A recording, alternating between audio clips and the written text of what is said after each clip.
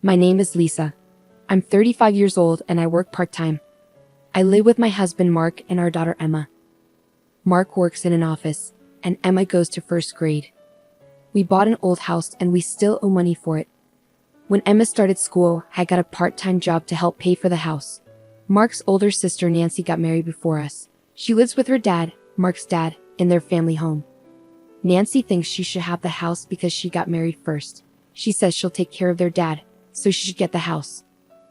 Nancy's mom had already passed away when she got married, so she didn't need to take care of her dad at the time. The house where Mark's parents live is really big, and I remember being surprised when I saw it before we got married. It had a fancy gate and a lot of land around it, which made me wonder if Mark's parents were rich.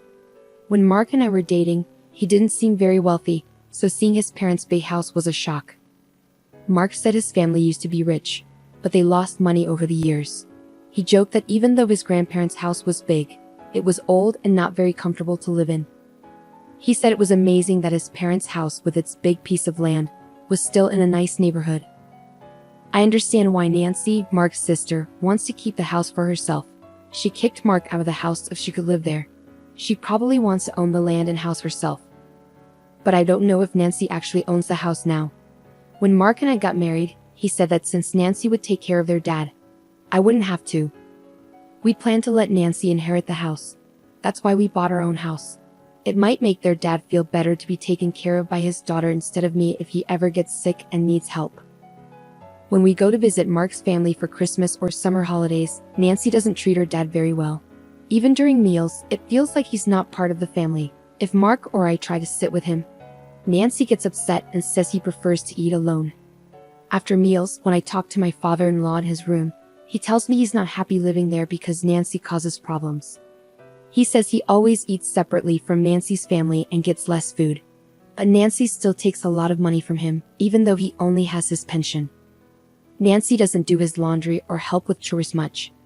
My father-in-law does most of the cleaning and gardening because Nancy ignores him. Even her husband and kids don't treat him well. When my father-in-law asked Nancy's husband for a ride to the horse race track, he got yelled at. Nancy's son, who's 10, is rude to my father-in-law, saying he smells and should stay in his room. It seems like my father-in-law doesn't remember ever holding his grandson, even though they've lived together since he was born. When my daughter visits, my father-in-law loves spending time with her. He tells her she's his only grandchild, sounding a bit lonely. Hearing this makes me feel sorry for him. Whenever we go to his house, my husband gets upset and tells Nancy to treat their dad better. But Nancy gets angry with my husband, accusing him of trying to take the house away from her. I won't let anyone take this house, my husband insists.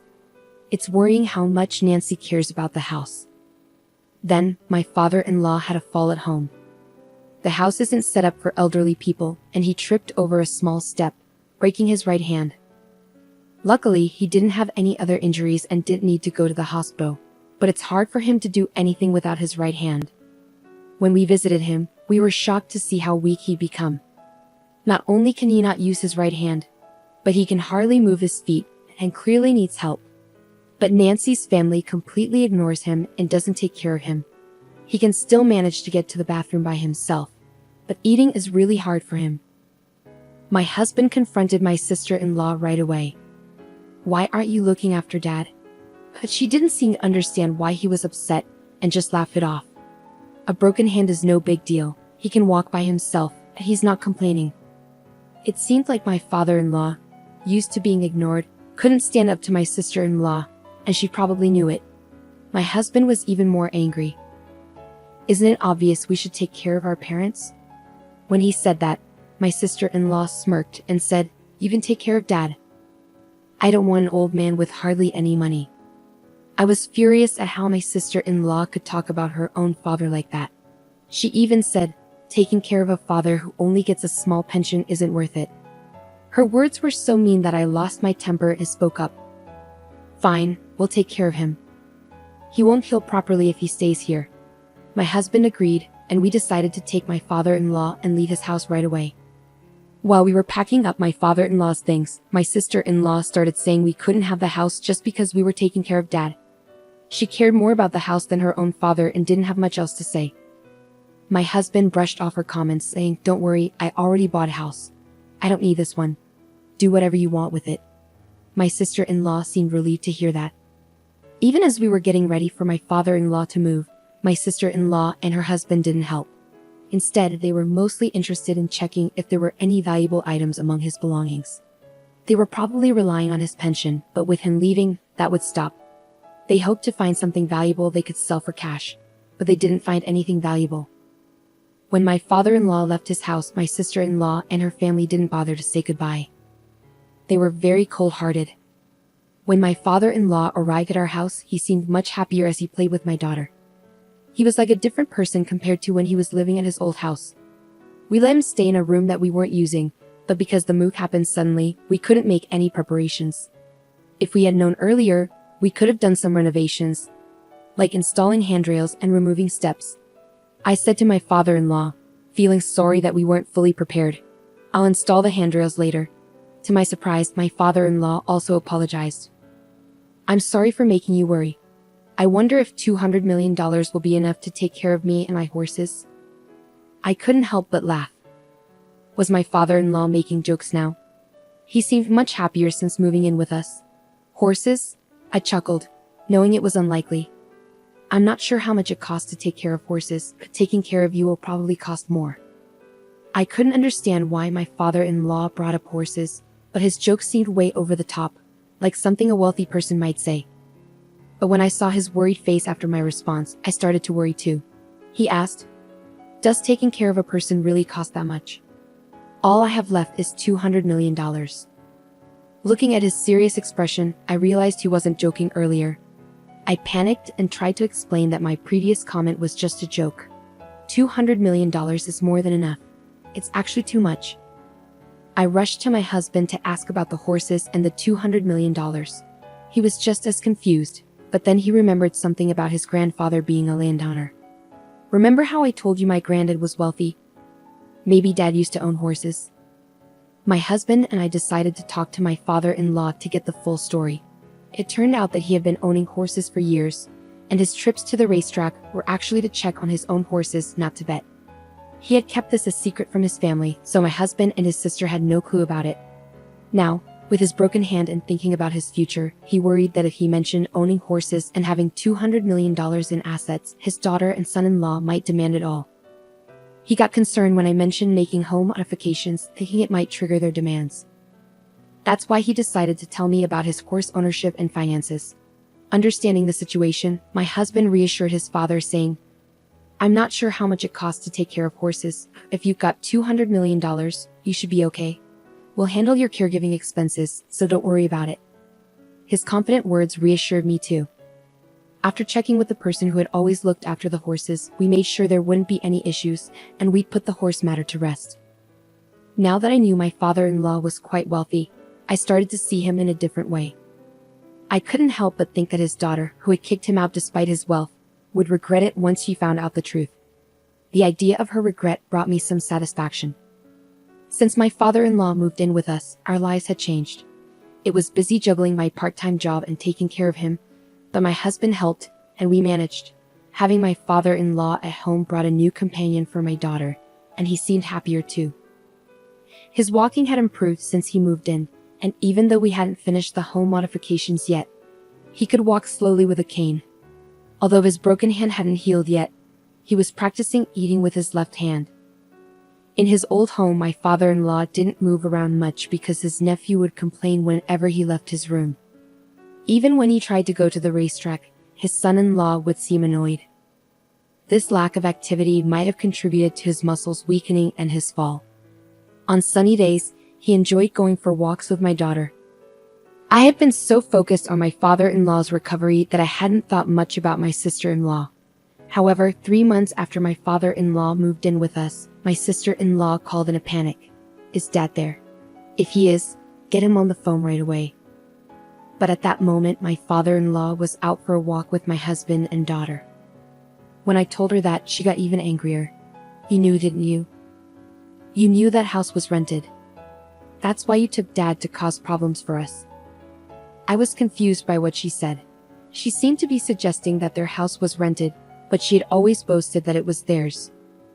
While it might still be in my father-in-law's name, calling it a rented house didn't add up. As I struggled to respond, my sister-in-law became even more upset. Some man claiming to be the landlord of our family home showed up, saying I'm behind on rent and that I need to either pay up or leave. I was even more confused when she mentioned the landlord of the in-laws' home. Shouldn't it be my father-in-law? Did he go to collect rent for my sister-in-law? Just then, my father-in-law returned, so I quickly explained the situation and had him answer my sister-in-law's call. With a hint of anger in his voice, my father-in-law spoke to the daughter who had driven him out of his own home. Weren't you told that the house was rented? That house belongs to the company where my father was the CEO. I've been paying the rent until you kicked me out. My father-in-law sounded distant, and my sister-in-law, sensing his anger, shouted from the phone, I haven't heard anything about this. I'm coming over right now, so wait for me. About 30 minutes later, my sister-in-law and her husband arrived, looking flushed and surprised to see my father-in-law walking on his own. But there were bigger issues to address as my sister-in-law erupted once more. I thought the land and house belonged to you, Dad. Did you deceive me? My sister-in-law's husband asked. All that aside, can you please pay the rent? If you don't, we'll be kicked out of the house. My father-in-law laughed it off. Why should I pay rent for a house where I'm not living? After you guys kicked me out, don't you think that's a bit too much to ask? Unable to respond to my father-in-law's reasonable statement, my brother-in-law fell silent. This time, my sister-in-law began to speak. Dad, were you planning to make us struggle from the beginning? You seem far more energetic than when you were living with us, even though you pretended to be injured. To address my sister-in-law's strange accusation, I intervened. That's because he's been doing rehabilitation exercises every day, working on walking, and practicing using his injured hand for eating. My father-in-law chimed in, reinforcing my words. I actually think being kicked out by you guys was a blessing. Since I came to live with Mark, we all eat together, and I'm never made to feel like a nuisance. Upon hearing this, my sister-in-law and her husband fell silent, their jaws clenching shut. Then, right on cue, my daughter came and unwittingly revealed my father-in-law's true status. Grandpa, your horse is going to race in the next horse race, right? My father-in-law grinned and replied, yes, it'll be in this Sunday's race. Why don't we go watch it together? My daughter happily dashed off, but my sister-in-law and her husband seemed to grasp the significance of this. They hastily asked my father-in-law, Dad, do you own a horse? Are you a horse owner? My father-in-law replied, a smug look on his face. I stayed silent because I knew if I mentioned money, you'd try to take it. And I know talking about horse racing always makes your husband frown. With that, my father-in-law's previously cheerful demeanor turned serious. His intimidating expression sent shivers down my spine. And as he began to speak slowly, the tension in the room intensified. I no longer consider someone like you, who disrespects your own father, as my daughter. I knew you only moved in with me for the inheritance. Caught off guard by my father-in-law's stern words, my sister-in-law was visibly stunned. With the final blow, my father-in-law declared, you won't get a single cent of my inheritance. Upon hearing this, my sister-in-law appeared shocked and stumbled backward. Her husband, who had been trying to support her, looked defeated and left the room. The rent for my father-in-law's house was a hefty sum, and it was impossible for my sister-in-law and her husband to afford it. So inevitably, they had to move out. I had no idea that my parents-in-law's house was rented, and my husband didn't know either. He later confirmed it with his father.